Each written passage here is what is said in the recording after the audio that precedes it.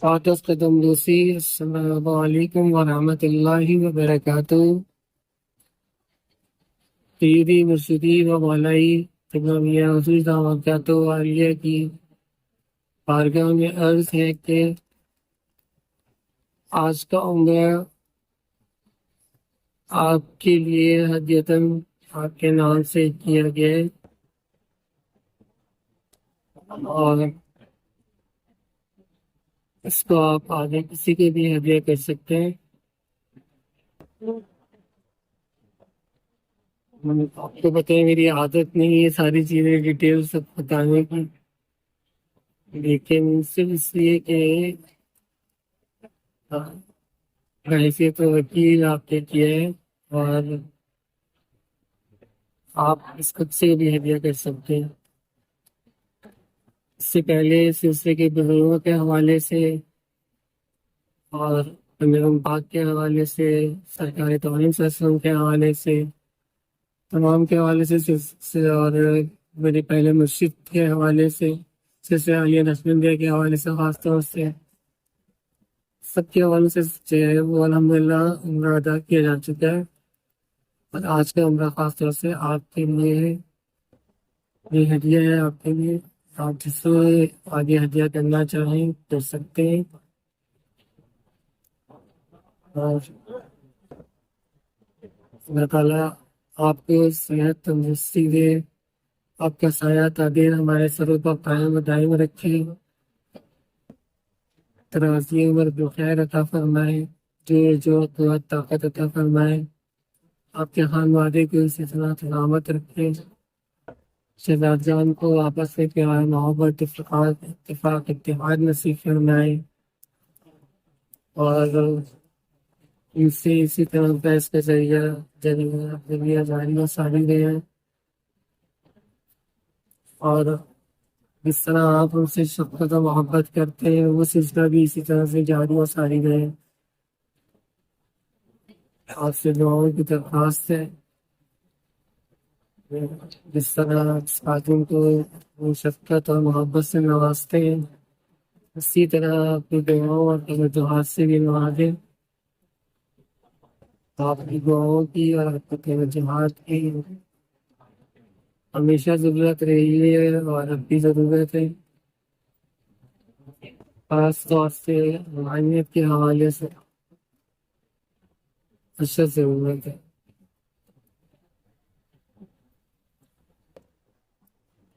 یہاں پر میں ایک بات اپنے پیر بھائیوں سے ضرور کہنا چاہوں گا کہ میں اپنے تمام پیر بھائیوں کو بھولتا نہیں ہوں، دعاؤں میں ضرور یاد رکھتا ہوں، تمام خلفاؤں کو یاد رکھتا ہوں الحمدللہ، اور تمام شہزادہ ان کو بھی یاد رکھتا ہوں، اور خاص طور سے یہ دعا کرتا ہوں کہ اللہ سبحانہ و تعالیٰ ہمارے سلسلے کے جتنے خلفاء ہیں، جتنے مریدین ہیں میاں حضور کے، اور جتنے شہزادیان ہیں، ان کے اندر جذبہ پیدا فرما دے،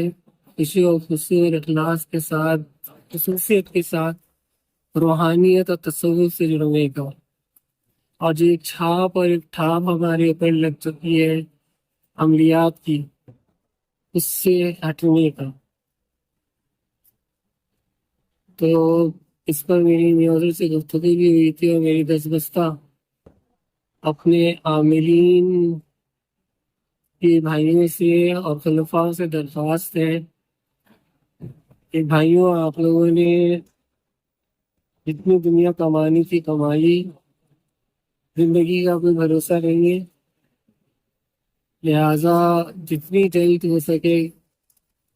پلٹ آئیے، اور اصل جو راستہ ہے اس کو اختیار کیجیے۔ اصل جو راستہ ہے وہ رجوع اللہ ہے، وہ اللہ سے رجوع کرنا ہے، لطائف کو جاری کرنا ہے، اور ان لطائف کو نہ صرف اپنے جاری کرنا ہے بلکہ اپنے مریدین کے لیے بھی جاری کرنا ہے، اور ان منازل کو طے کرنا ہے۔ آپ یقین جانیے سوائے چند ایک کے کوئی بھی جو ہے، میں یہاں روزے کی حالت میں، احرام کی حالت میں بیت الحرام میں کھڑا ہوں، آپ میں سے سوائے چند ایک تھے، کوئی بھی میرا حضور کا وہ مقام و مرتبہ نہیں جانتا کہ جس مقام پہ میرے پیر و مرشد ہیں۔ صرف اور صرف سب اپنے مسئلے مسائل جو ہیں وہ عملیات کے حوالے سے لے کر آتے ہیں، اور ساری محنت عملیات کے حوالے سے کرتے ہیں کیونکہ اس سے دنیا حاصل ہوتی ہے۔ لیکن جو افسوس مجھے بھی ہوتا ہے اور خود میاں حضور کو بھی اس بات کا افسوس ہوتا ہے کہ کوئی میاں کے سامنے جو ہے یہ ہاتھ نہیں پھیلاتا کہ مجھے میاں روحانیت چاہیے،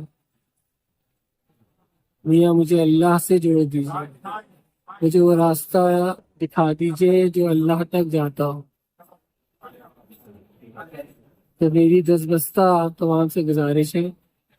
کہ خدا را ذکر اسکار کی طرف آئیے، ذکر خصوصی قلبی ذکر کی طرف آئیے، لقائق کے ذکر کی طرف آئیے اور اپنی روحانیت میں اضافہ کیجیے، روحانی سفر میں اضافہ کیجیے، میاں کے ہوتے ہوئے میاں سے فیض حاصل کیجیے۔ ایسا نہ ہو کہ بعد میں ہم پچھتائیں کہ ہم نے وہ فیض کیوں نہیں حاصل کیا جو اصل میاں کے پاس تھا۔ میاں نے اپنے آپ کو اس میں چھپا کر رکھا ہوا ہے، اور یہ ہم سب کی آزمائش ہے کہ ہم عملیات کی طرف تو بھاگے دوڑے جا رہے ہیں لیکن ہم اصل روحانی فیض جو ہے وہ میاں سے حاصل نہیں کر رہے ہیں۔ تو میں سمجھتا ہوں کہ آپ میں سے میرے جتنے بھی خلفاء پیر بھائی ہیں وہ تمام اس پر توجہ دیں گے اور غور و فکر کریں گے۔ سب ٹھاٹ پڑا رہ جائے گا جب لاج چلے گا بنجارا، تو دنیا 4 دن کی ہے میرے بھائیوں، اس کے بعد جو ہے وہ آپ کی یہاں کی بھی محنت جو ہے وہ آگے کام آئے گی۔ تو برا نہیں مانیے گا میری کسی بات کا، کیونکہ عموماً سب جو ہے وہ کڑوا لگتا ہے،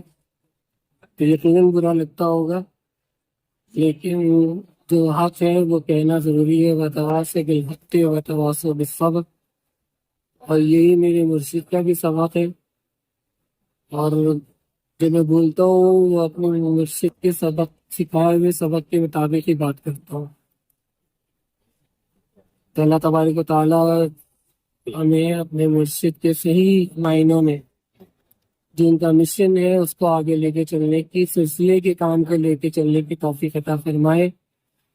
کوئی سلسلے کا کام لے کے نہیں چل رہا سوائے عملیات کے۔